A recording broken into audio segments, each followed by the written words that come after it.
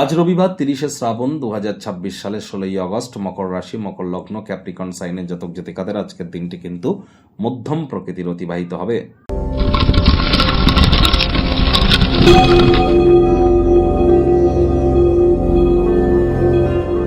ভিডিওটির শুরুতেই স্ক্রিনে আপনারা দেখতে পাচ্ছেন সূর্যদেবের প্রণাম মন্ত্র। ওম জবা কুসুম শঙ্কাশং কাশ্যপেয়ং মহাদতিম ধান্তারিং সর্বপাপঘ্নং প্রণতস্মি দিবাকরম। সকাল সকাল ঘুম থেকে উঠে সূর্যদেবকে প্রণাম করে 7 বার এই মন্ত্রটি জপ করে আপনারা দিন শুরু করুন। যদি না পারেন তাহলে 7 বার বলুন ওম ঘৃণী সূর্যায় নমঃ। মাথায় রাখবেন, নিউমারোলজিক্যালি সংখ্যাতত্ত্ববিদ্যা অনুযায়ী 2026 সালটি কিন্তু সূর্যেরই বছর। যোগ করে দেখুন, 1 হবে সিঙ্গেল ডিজিটে আসলে। সূর্যের বছর। যত বেশি সূর্যের নাম জপ ধ্যান আরাধনা করবেন, আপনার লিডারশিপ কোয়ালিটি, আপনার ম্যানেজমেন্ট স্কিল, আপনার নাম যশ, reputation, credibility, confidence, vitamin D এ সবকিছুর মাত্রা কিন্তু বৃদ্ধি পাবে। আর মাত্র একটি দিন পর, প্রায় 1 বছর পর 17 তারিখ, আর একটি দিন পরেই সূর্য কিন্তু স্বগৃহে গোচর করতে চলেছে। সিংহ সংক্রান্তি আমরা পরিলক্ষিত করব। তার প্রভাব আমাদের জীবনের একটানা 1 মাস ঠিক কেমন থাকবে সে বিষয়ে কিন্তু অলরেডি চ্যানেলে একটি ভিডিও আপলোড করা হয়েছে। তবে এ চ্যানেলে কিন্তু নয়, আপনাদের রাশির জন্য আপনারা স্পেশাল একটি ভিডিও পেয়ে যাবেন। আরও একটি চ্যানেল আছে আমাদের, যেখানে আমি ফেস রিভিল করে থাকি, আপনারা আমাকে দেখতে পান। অর্থাৎ অ্যাস্ট্রোলজার কামলেশ দিওয়ান নামে যে চ্যানেলটি আছে, ইউটিউবে যান, KAMLESHDEWAN,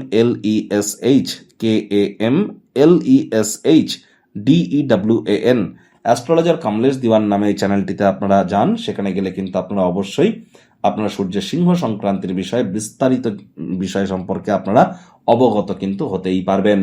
আর এই সময় কয়েকদিন আগেই কিন্তু আমরা কিন্তু সূর্যগ্রহণ পরিলক্ষিত করেছি 12 তারিখে।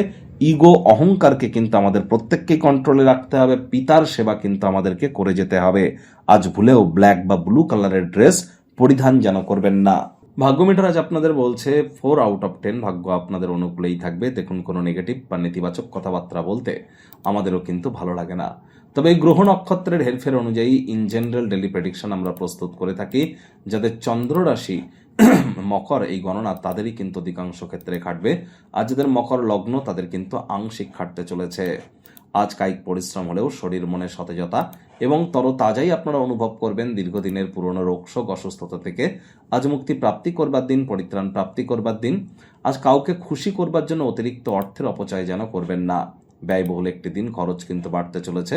নতুন উদ্যোগ, পরিকল্পনা, নির্মাণ কার্যকে আজ আপনারা পিছিয়ে দিন। চাকরিজীবীদের অফিসের পরিবেশ এক প্রকার কিন্তু আজ ঠিকঠাকই থাকছে। রবিবার হলেও অনেককে অফিসে কিন্তু যেতে হয়।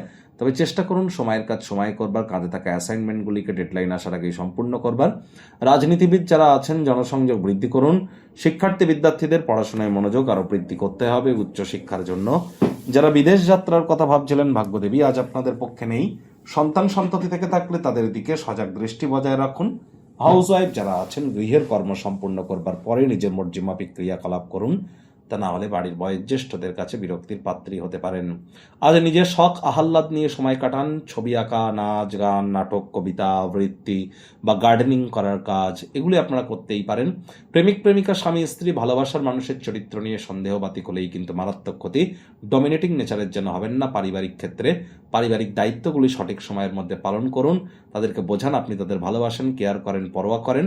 শত্রুপক্ষ, বিরোধী পক্ষ খুব একটি শক্তিশালী থাকছে না।